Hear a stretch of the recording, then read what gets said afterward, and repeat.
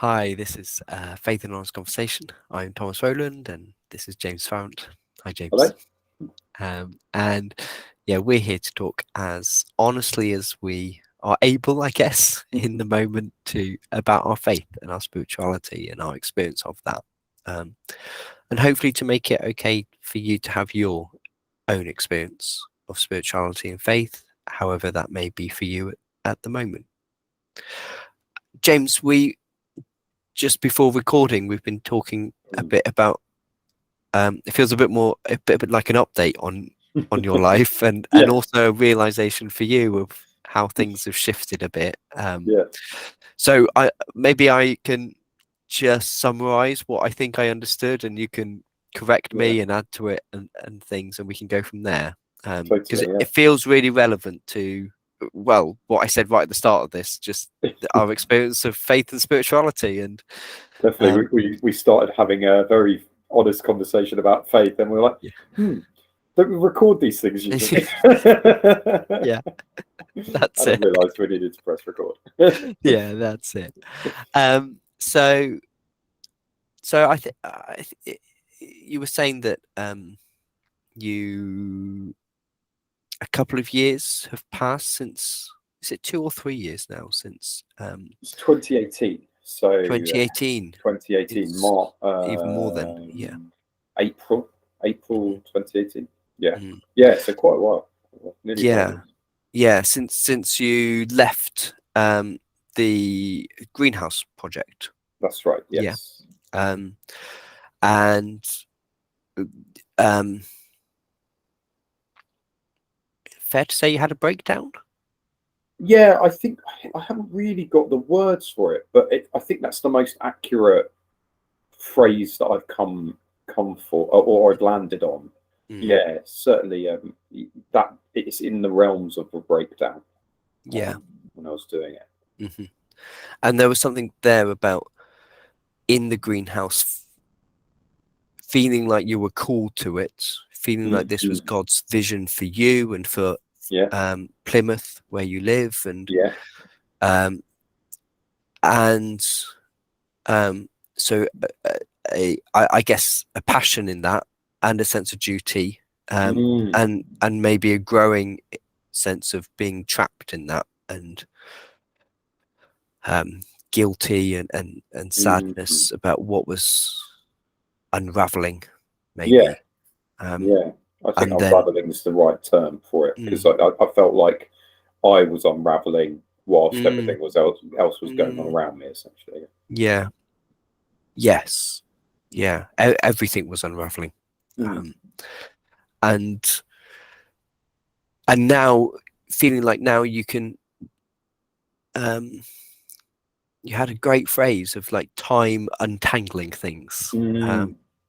and being able to maybe pick apart what was happening and what was happening for you and things, and that being helpful, and then this maybe deeper thing of or question coming up of um, how to make sense of that. It Mm. felt like in relation to, okay, I felt it was God's call and um, God's vision and vision for me, and being very located in Plymouth, and how do you make sense of what happened and what does that mean for your life now? Mm. Yeah, yeah. Is that about right? That's spot on. That Yeah. is spot on. Well summarized. And I think I'm really sitting with how powerful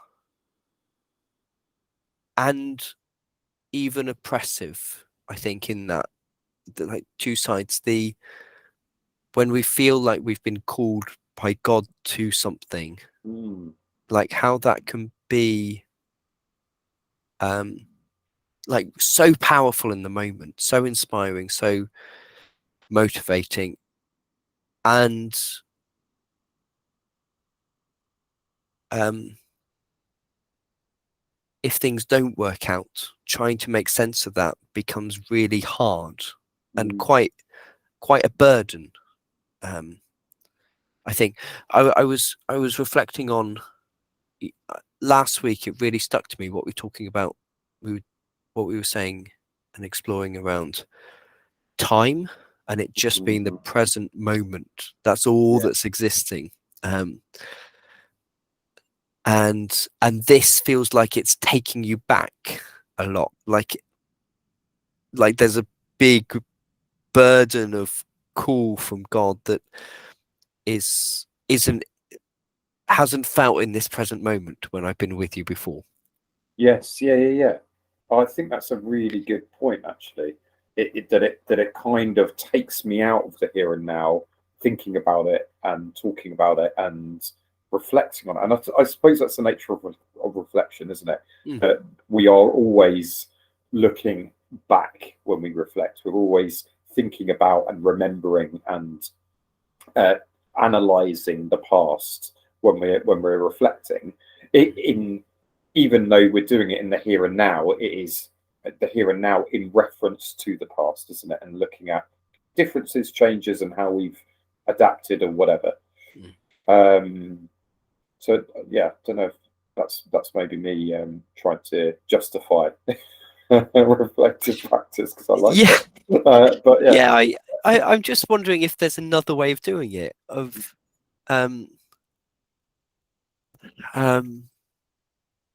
Like, can we reflect on what's going on for us now in relation to what happened?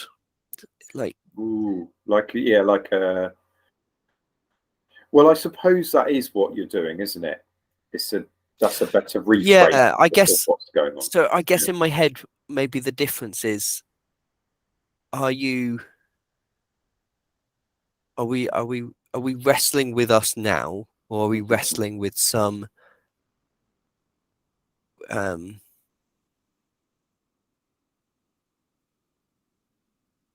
past self? Yeah, that's where I'm going. Some past self. It's like, well, I used to think I was really adamant about that, and how do I reconcile and this sense of still being the same you, still being the same person, and and yet we do grow and we do change, and the person I am now to the person I was 5 years ago is very, very different. I have changed a significant amount in those 5 years. In fact, particularly from that mental breakdown, the dramatic changes, not that I went through, but I acknowledged, I think. Is that right? To be honest, a lot of what we're doing now, Tom, the faith and the knowledge conversation, this is sprung from me agreeing to do this. It has sprung from my realization that I've changed so much, even in my life, my spiritual life. From when I first came to faith to today, and all the way through. There's so many different iterations, so many different things that I believed, and questions that people have asked me, and things that I've wrestled with and toyed with, and kind of, I suppose, have refined what I believe and where I am, and changed the path of and the course of. It really has been a growth thing. It really has. Not that I'm in a better place now. I'm just in a very different place now. I think that's right. And so, so I'm. There is this real sense of like, kind of grappling with an older version of what I believed, and an older version, therefore, of me, and all of those powerful beliefs that James held, and I suppose in the past still holds, time not being linear or whatever. Let's not get into that. This sort of idea that of vision, of calling, of purpose, of meaning, all of these things are things at the moment in my life I'm a little bit restless with. I'm not settled on. I'm doing a lot of different things. I'm sort of doing a lot of creative stuff. I'm working. I am looking at sort of like jobs and doing different things. I'm reflecting on whether I should go back into counselling again, which we talked about earlier about. All of these different sort of ideas, I suppose, or pathways or doorways that are open to me. And I kind of, as is my want to keep all of those doors open all the time anyway, which is, I think, something I've always struggled with as a general human being. General human being as opposed to a specific human being. Anyway, me, that wanting to keep all of these doors open. And I think the problem with trying to do that is there's a lack of decision making and a lack of willingness to commit to one thing or another. And then coupled with that, I've got this old fear, I suppose, this old sort of weight sitting on me, which is the greenhouse from the past, being like, well, you know, what about this? What about not the greenhouse specifically, but what about this vision, this calling from God, that this sense of God wanting me to build his house in Plymouth, which is the essence of the vision that I had. So even longer ago, like way back, 2010, we're talking, or something. So how does that all connect? How does that all relate? And the impact that has about me then going through any of these other doors or making any choices or making decisions in my present life moving forwards. And I'm only just really, I suppose, in late last year and early this year, feeling able to start making those choices and make those decisions. And yet that weight's still there. So it's quite a tangled sort of mess, isn't it? It's quite a involved riddle. Yeah. Like there are all these doors open and a lot feel appealing for different reasons. Yeah. But choosing some doors will inevitably close others. Yes. Yes. And then there's the question of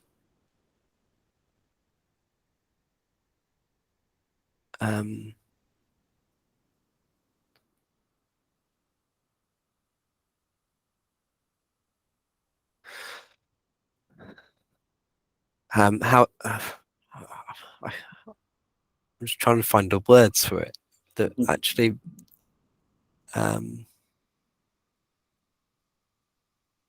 it feels something like, can I maintain integrity with myself? Yes. By, for now, leaving this call? Or, is that about right? Yeah.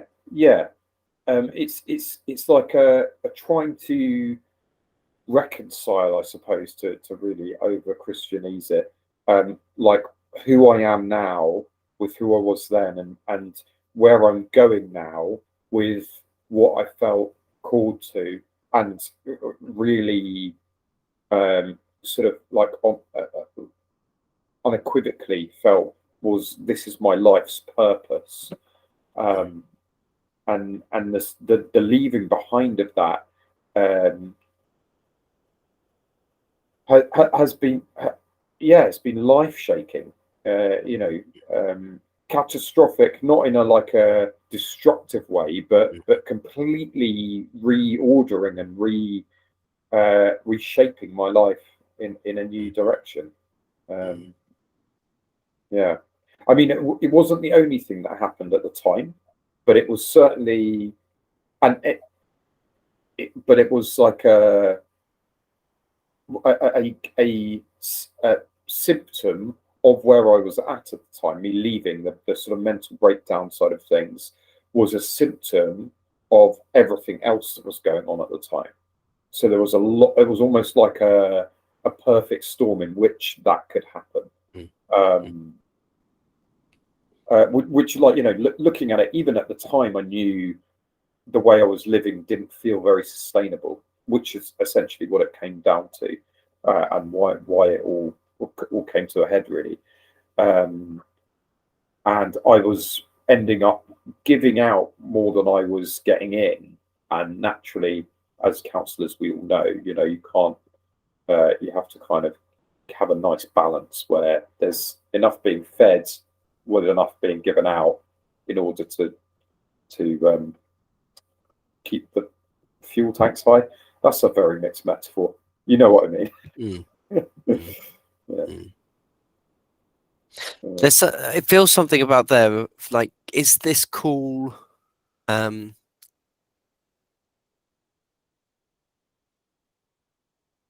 don't know, maybe that's not, but like, is this call of God possible in the sense of, like, it's a big thing? Yeah. Like, it's massive to, like, how, what does that mean? What the way I hear that of building his house in God's house. That's not but building God's house in Plymouth. Like,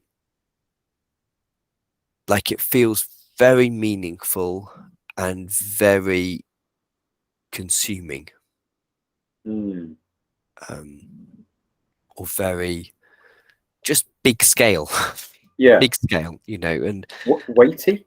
Yeah, weighty. Yeah. Yeah. And like, there's a hell of a lot of hurdles and blockages there. Like, everybody you meet is a blockage to that.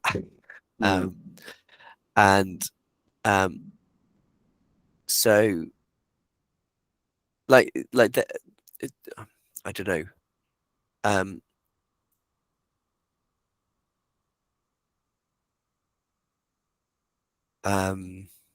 This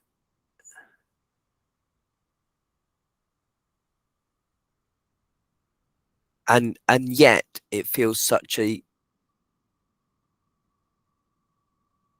significant and vital part that shaped your story when it happened.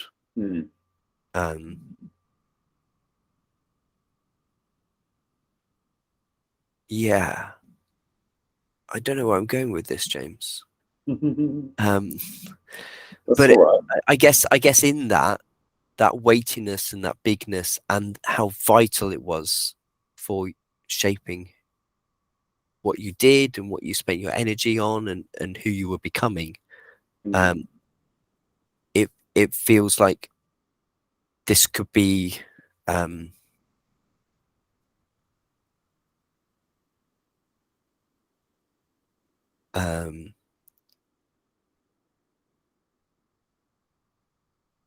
like it would be hard to make decisions about your life until this one is somehow resolved. Yes. Yeah. Absolutely nailed it. Exactly. How do I choose a direction with such an as yet unclosed door? If that makes sense. A really big unclosed door behind me that doesn't feel like there's been a line drawn under it.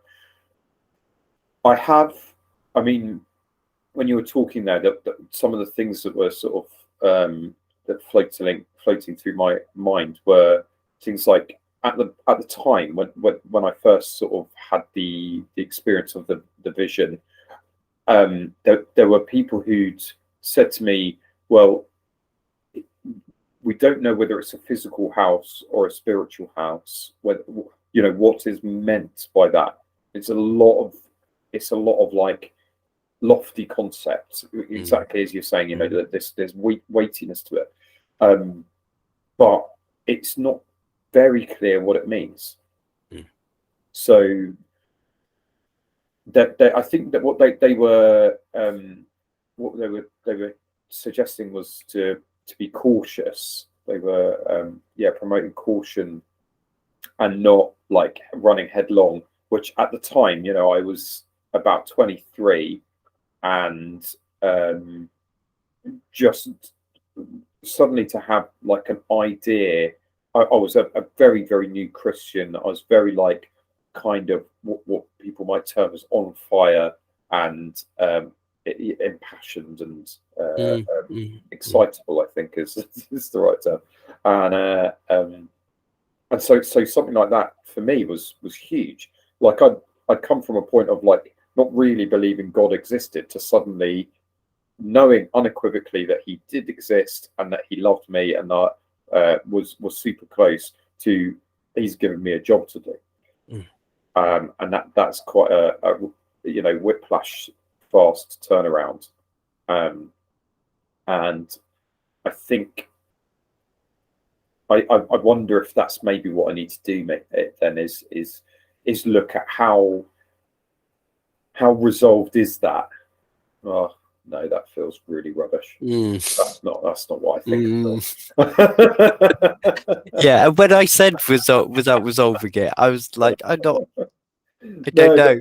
But I think I do need to resolve it. I think it needs to be resolved. But I think just what I was saying about like feeling like I need to resolve it or I need to work on it. I'm like, nah, I can't see myself doing that.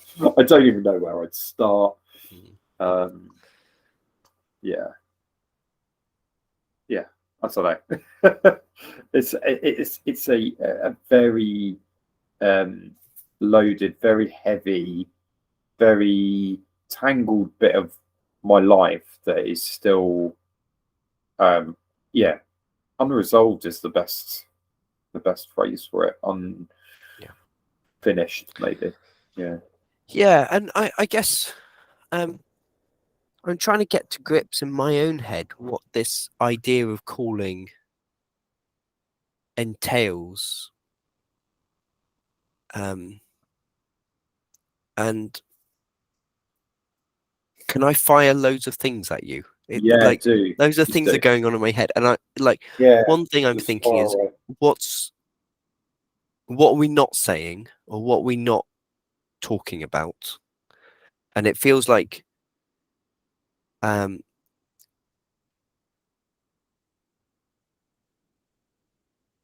me, I felt reticent to ask, which is why I feel like maybe I need to ask it, especially if you're feeling stuck.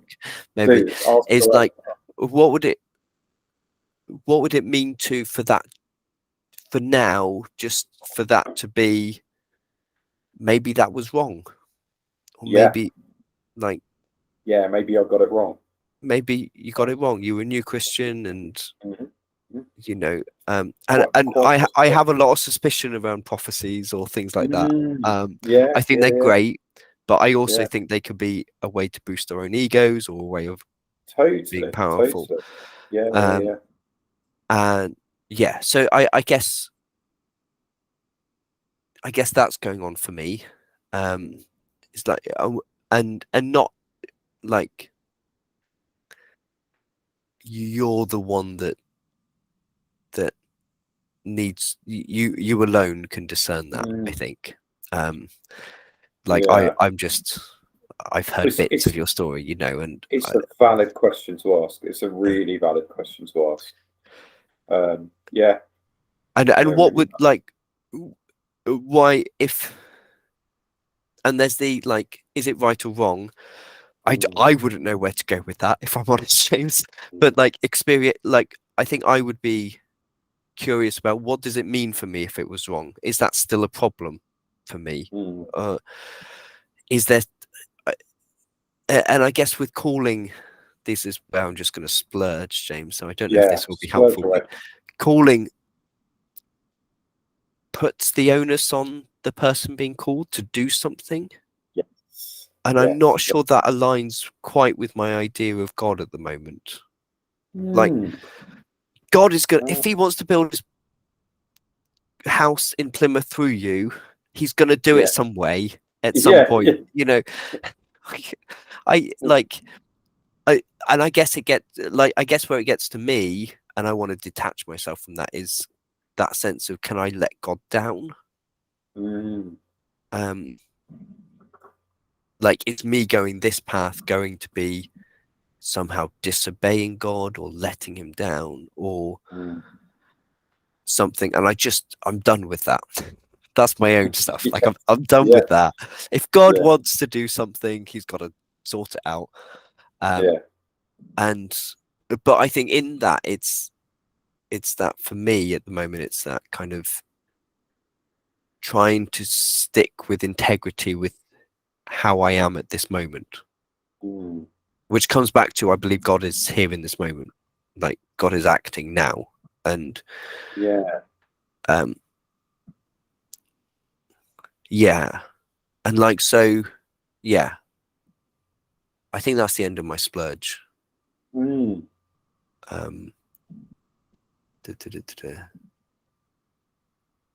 Yeah, and I think some of that weightiness for me is tied up in letting God down or something. Totally.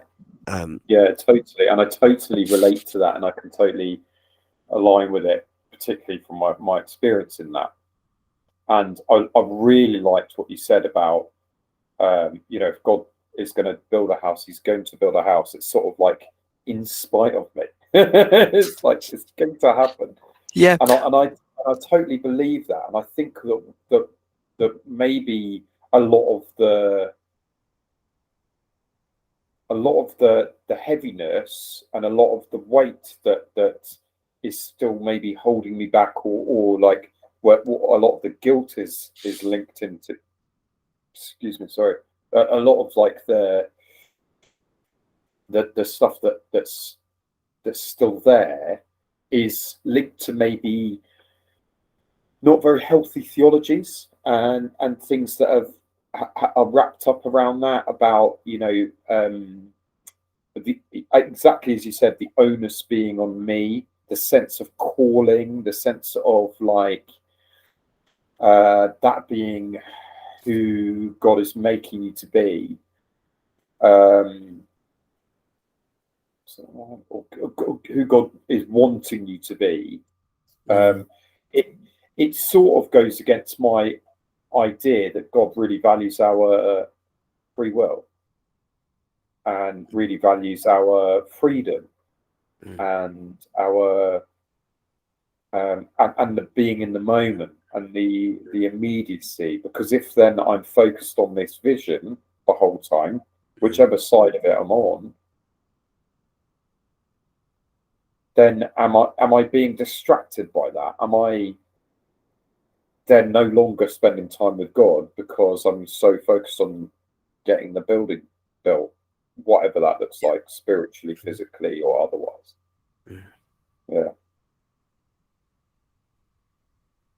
Yeah, it's quite complex, and I think that there's been a lot of, I think there's a lot to be said for how we're taught about prophecy, how we're taught about visions, how we're taught about calling in church, and it maybe is a bit, maybe we do all as humans get quite excited by anything that feels a little bit outside of the natural, and overly excited rather than just, oh no, of course these things are going to happen, let's just enjoy it and see what happens with it. It's not sort of normalized, maybe. Is that a good thing or a bad thing? I don't know. I know that sort of floated out of nowhere.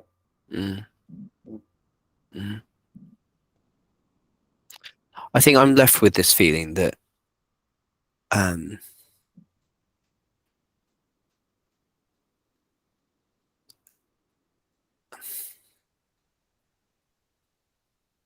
like a calling feels like, or can feel like, something that's quite constraining on the person, and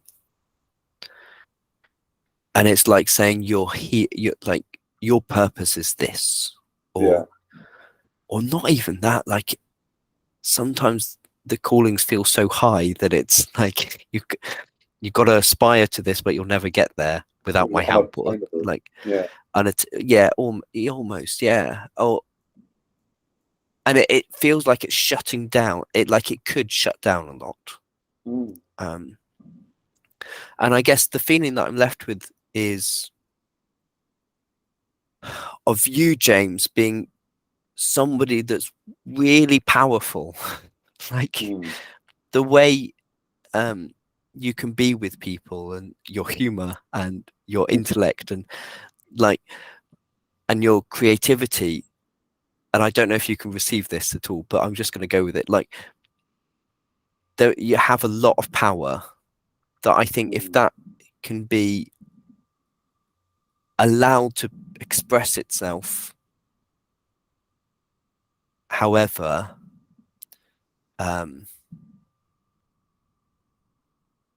then I think, frankly, you're going to have a much better chance of building God's house in Plymouth. You know, it's almost like, if that's your calling and if that aligns with my theology, then just be you, and God will make his house happen through you being you. Yeah. And even if like that could happen in Scotland and you haven't, I don't know, you know, part of me wants you to become a counsellor, but I don't, like, I'm not saying that's God's, you know, but, you know, you can have an online session with somebody from Plymouth or who one day moves to, like, it's that sort of thing that, like, do we need to do? Yeah, I'll finish there. That's amazing. That's amazing. I feel incredibly uplifted by what you've just said, and I really appreciate it, Tom. I really appreciate it. Thank you. I think that's really helped probably unpack quite a lot of that stuff. So, and I think that there is a lot to be said for, when we're free to be fully ourselves. And I think this is genuinely what, like, where my theology is, and what where I've landed, is that being free to be us is being free to be in God, and God being free in us as well. And through that, that's how we express, that's how we can create, that's how we can share God and enjoy God and experience God. So I completely align with what you just said. That was lovely. Thank you. Good. I think it's funny that, like, our conversation today has felt very different from other conversations. And it's it's felt like a bit of you from 10 years ago is here. There's three of us in the room. And it's like, okay, it felt like you needed that to, I think so. to just rest yourself from something, maybe. I don't know if I'm and allow myself just to move forwards. I think it's like, I think what was happening is I was getting a bit frustrated and was like, stop it, James, like, come back. But look, just be here, just be now. This is much more important. Like, forget about that. It's all in the well, yeah, but also, like, seeing how much it changes your opinion of yourself, maybe, or it detaches you from yourself in some way, or undermines that. When I was talking about past, and when I was talking about when you're talking about the call, particularly, that I said, so I was like almost that like I'm not even going to analyze it. That it was like, that was the path that was set out for me, and I wasn't on that path, type thing. Yeah. And I think you're right. I think that the more positive conversations I have about it, like this, the healthier and happier I feel about it. And it certainly is a healthier and happier place that I'm in now than when I was 5 years ago. And I'm sure that's what God wants from me.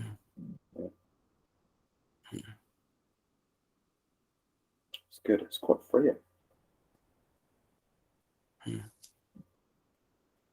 And I think I want to make sure that it's clear that I meant all those things. Yeah. Like, it wasn't just that I was frustrated and no, like I was frustrated because I felt like you weren't in contact with something that I was really feeling. Yeah. No, that totally came across. It didn't come across as like frustration. It came across as passion. Yeah. It was lovely. Really appreciated it. I'm going to end it there, James, if that's okay for this week. A fantastic place to end it. Yeah. Great. Well, thank you for going there, and very openly as well. And that's what we want, isn't it? Totally. Yeah. Thank you for listening. I hope you found it really helpful in your own faith and walk. And tune in next time. Bye for now.